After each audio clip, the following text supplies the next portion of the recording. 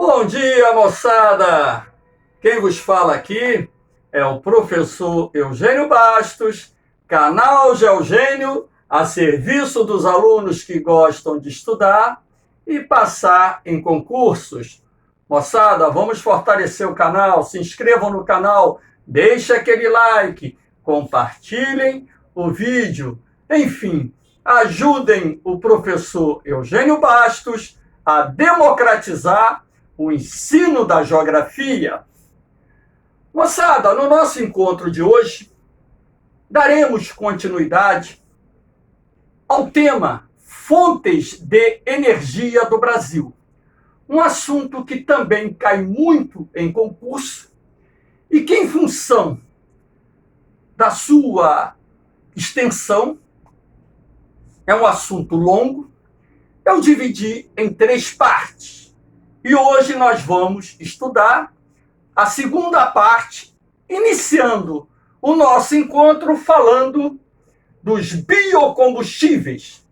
A princípio, o etanol, álcool derivado principalmente da cana-de-açúcar, e também hoje produzido no Brasil a partir do milho.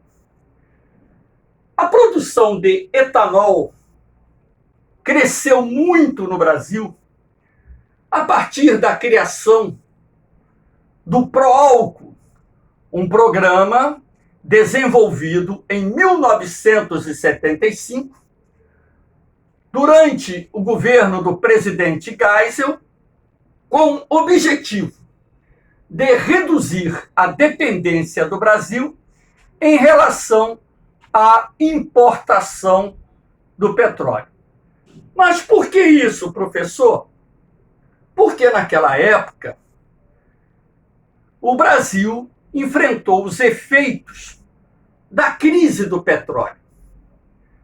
Crise esta derivada da Guerra do Yom Kippur, travada em outubro de 1973 por Israel e alguns países árabes. Como os Estados Unidos ajudaram Israel nesse conflito, os países árabes que controlam a OPEP decidiram elevar o preço do barril do petróleo no mercado internacional. Para que vocês tenham ideia, antes da guerra do Yom Kippur, o barril do petróleo valia algo em torno de $3. Um ano depois, estava valendo $12. Um aumento de 400%, numa época em que a produção brasileira de petróleo não chegava nem a 20% das nossas necessidades, razão pela qual tínhamos que importar uma grande quantidade de petróleo por dia. Naquela época, o Brasil importava em torno de 1 milhão de barris de petróleo por dia. Como pesquisa e descoberta de petróleo demandam tempo, a saída mais imediata para enfrentar os efeitos da crise do petróleo seria estimular o desenvolvimento de uma fonte de energia alternativa que pudesse reduzir a dependência do Brasil em relação à importação do petróleo. Motor de veículos movidos a álcool já existia no mundo. Então, o que deveríamos fazer? Incentivar as indústrias automobilísticas existentes no Brasil a produzirem carros movidos a álcool. E para que o Proálcool pudesse avançar, o governo adotou inúmeras medidas, tais como o governo reduziu o IPI do carro movido a álcool, IPI, Imposto sobre Produtos Industrializados, para que o carro movido a álcool fosse vendido mais barato do que o carro movido a gasolina. O governo reduziu o valor do IPVA, o Imposto sobre Propriedade de Veículos Automotores, também para incentivar as pessoas a comprarem carros movidos a álcool. O governo concedeu subsídios para que o etanol fosse vendido mais barato do que a gasolina. Então, o etanol na bomba deveria ser vendido pelo menos 30% mais barato do que o litro da gasolina. Ora, carro mais barato, IPVA mais barato, combustível mais barato, eram fatores que iriam estimular as pessoas a comprarem carros a álcool. E, além disso, o governo abriu linhas de créditos para que os usineiros pudessem comprar equipamentos para a conversão das suas usinas que produzem açúcar para também produzirem o etanol. E dessa forma o programa foi avançando em nosso país, a um ponto que no final da década de 1980, um pouco mais de 10 anos após o lançamento do programa, de cada 10 carros produzidos no Brasil, 9 eram movidos a etanol. Hoje não é mais assim, mas naquela época foi. O Proálcool ele foi criticado por setores da sociedade organizada. As principais críticas a esse programa desenvolvido pelo governo se apoiaram no fato do Brasil ter escolhido a cana-de-açúcar para a produção do etanol, dizendo que a cana-de-açúcar, por ser uma cultura exigente, ocupava solos férteis que anteriormente eram destinados para a produção de alimentos. Isso fez com que ocorresse uma queda da oferta de alimentos, fazendo com que os preços dos produtos aumentassem. O Proálcool só beneficiou um pequeno segmento da sociedade, as classes média e alta que podiam comprar carro. O Proálcool, por exemplo, não se estendeu ao transporte coletivo e também ao transporte de cargas. O Proálcool contribuiu para o aumento da concentração fundiária em nosso país, alimentando dessa forma conflitos pela posse da terra. São estas, portanto, alguns exemplos de críticas feitas por setores da sociedade organizada ao programa.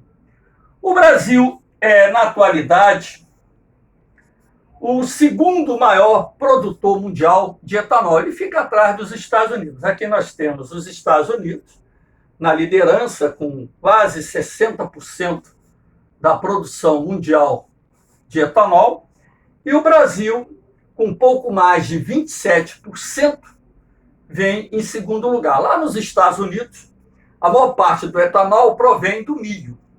Aqui no Brasil, a maior parte do etanol produzido provém da cana-de-açúcar. Nos últimos anos, começamos a produzir também etanol a partir do milho, sendo que as primeiras usinas de etanol a partir do milho foram inauguradas no estado do Mato Grosso. A região sudeste é disparada a mais importante região produtora do país de etanol, destacando-se aí o estado de São Paulo, e a região nordeste vem em segundo lugar, destacando-se hoje o estado da Paraíba. O etanol vem avançando na região centro-oeste, Mato Grosso do Sul e Mato Grosso, estão se destacando bem na produção de etanol, e por aí vai. Atualmente, não tem mais carros saindo das linhas de montagem com motor 100% movido a etanol. Hoje, os carros que saem da linha de montagem com a possibilidade do emprego do etanol são carros flex, que podem ser movidos a gasolina e também o etanol. São carros bicombustíveis. E tem aquelas pessoas que fazem adaptações para que o carro também venha a ser movido a gás natural. Aqui nós temos o biodiesel. A política do biodiesel foi lançada na década de 2000 durante o governo do presidente Lula. A ideia do governo na época foi desenvolver uma fonte alternativa de energia para reduzir a necessidade do Brasil na importação do óleo diesel. O Brasil consome mais óleo diesel do que gasolina. Se você coloca isso em prova, os alunos vão, caramba, como é que pode ser isso? Se existem muito mais carros do que caminhões e ônibus circulando.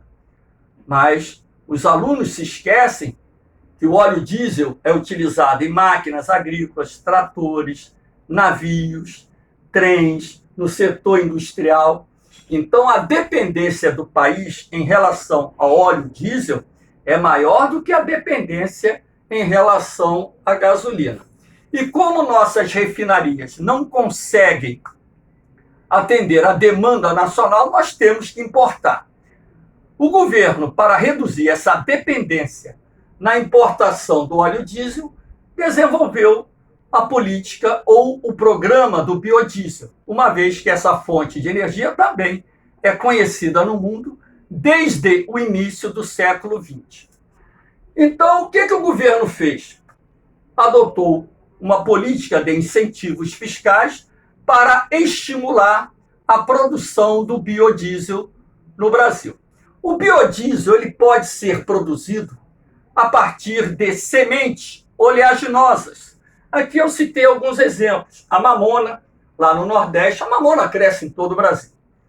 O algodão. Aqui nós temos o girassol, a soja, o babaçu, o dendê. Toda semente oleaginosa, golza, pinhão manso e por aí vai, pode ser utilizada na produção do biodiesel.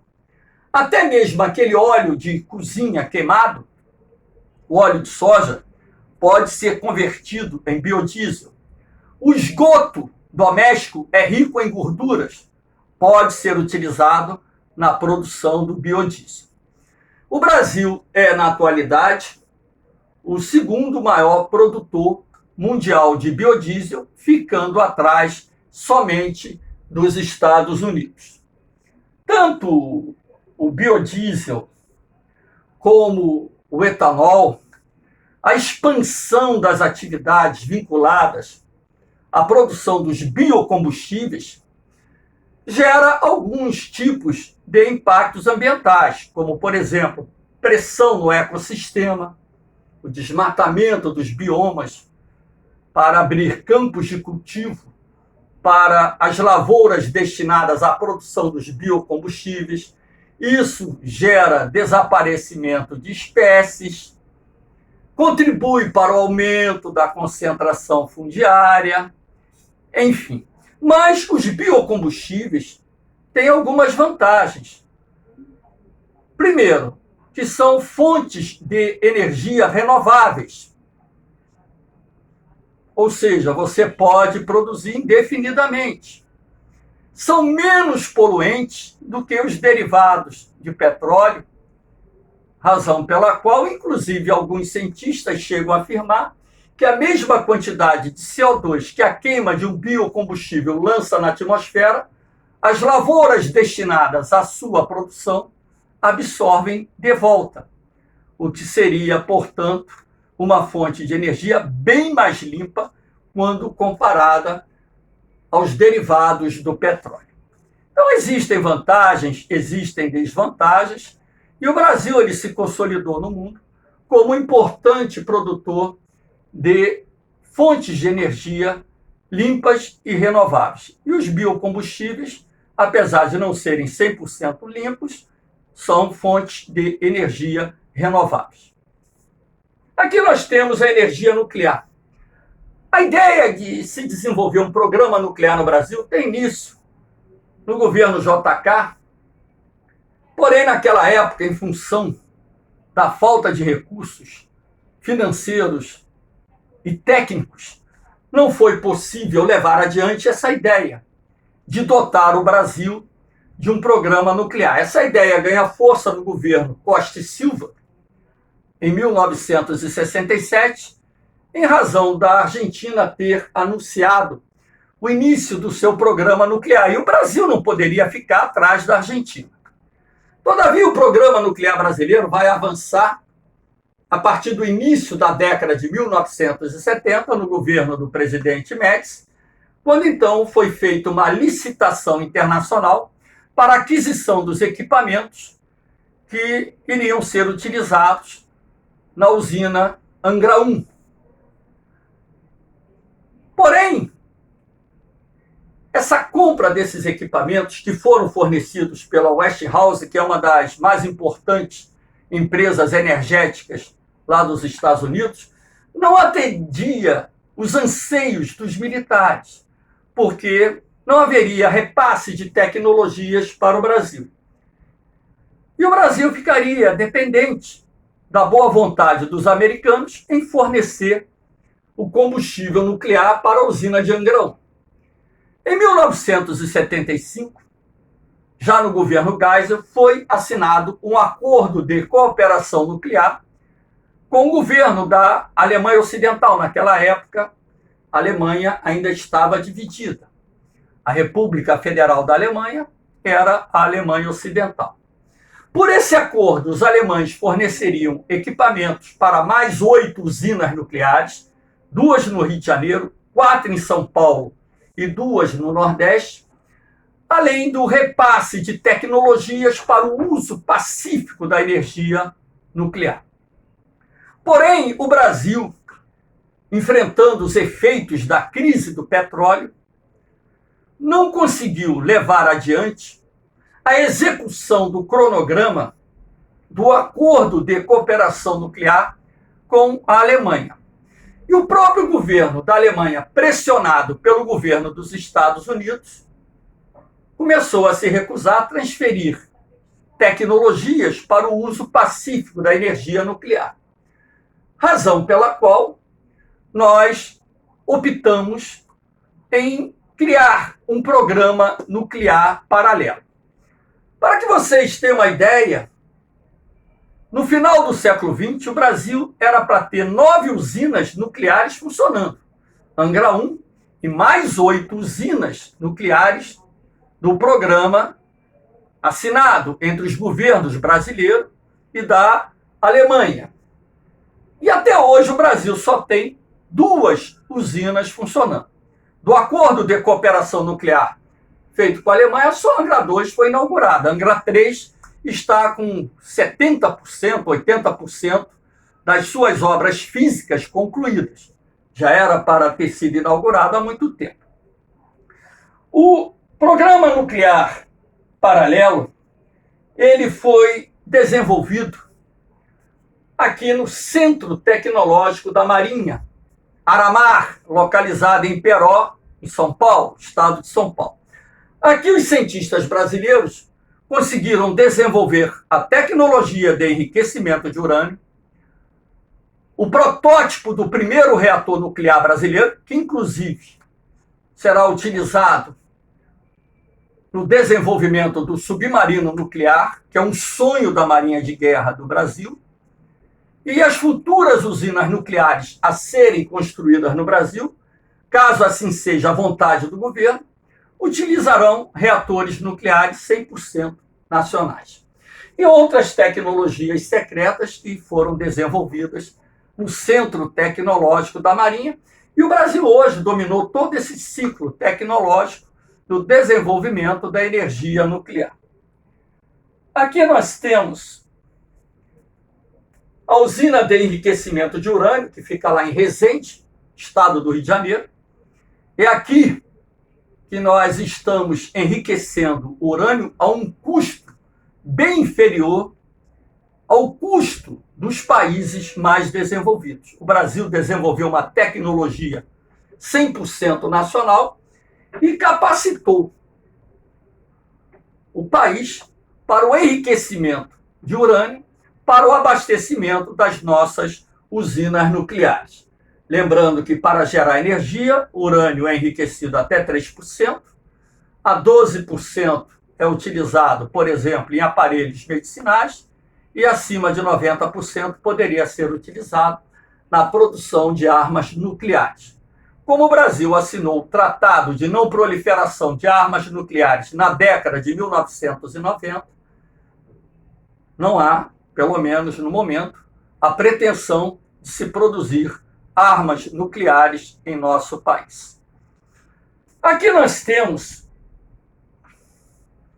os probleminhas relacionados à energia nuclear. Primeiro problema é o destino do lixo radioativo. Esse lixo tem que ser armazenado em tonéis que são revestidos de chumbo, concreto, titânio, porque existem materiais radioativos que permanecerão ativos durante milhares de anos. Como não há uma tecnologia de reciclagem do lixo radioativo, ele tem que ser armazenado em locais seguros para evitar qualquer tipo de problema. Há o risco de acidentes nucleares, apesar de ser pequeno, esse risco existe. Temos dois exemplos. O acidente de Chernobyl em 1986, na Ucrânia, que na época pertencia à União Soviética, e o de Fukushima, em 2011, no Japão, como os dois mais graves acidentes nucleares até hoje registrados no mundo. Então, o risco de acidente nuclear sempre é uma grande preocupação, sobretudo para as pessoas que vivem nas imediações das usinas de Angra 1 e Angra 2. Você tem a questão do custo de construção, que é muito alto. Construir uma usina nuclear é caríssima, envolve bilhões de dólares. São alguns aspectos negativos, mas existem os aspectos positivos, como, por exemplo, as usinas nucleares não produzem gases do efeito estufa, não poluem a atmosfera. As usinas nucleares têm um custo de geração muito barato. O quilowatt procedente de uma central nuclear é muito competitivo, é muito barato. As usinas nucleares podem ser construídas próximas aos centros consumidores. As usinas nucleares não ocupam áreas muito grandes. Um quarteirão de uma rua é suficiente para você instalar um complexo nuclear. Então, existem os aspectos positivos e os aspectos negativos.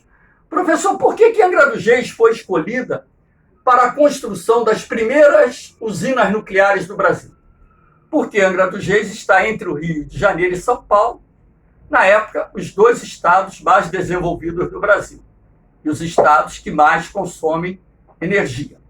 Angra dos Reis tem um grande porto. Como boa parte desses equipamentos são importados, a instalação portuária também é um fator importante. Angra dos Reis está conectado ao sistema de distribuição de energia de Furnas. Portanto, essa energia pode ser levada a Minas Gerais, São Paulo e outros estados do território brasileiro. E Angra dos Reis tem água em abundância, que é importante para a refrigeração dos reatores nucleares. Moçada, espero que tenham gostado da aula. Dê aquele like, compartilhem o vídeo, se inscrevam no canal, porque o canal Geogênio foi criado para ajudar os alunos que gostam de estudar a passar em concursos. Ajude o professor Eugênio Bastos a democratizar o ensino da geografia. Eu vou. Um beijo no coração, um forte abraço, fiquem com Deus, mas eu volto.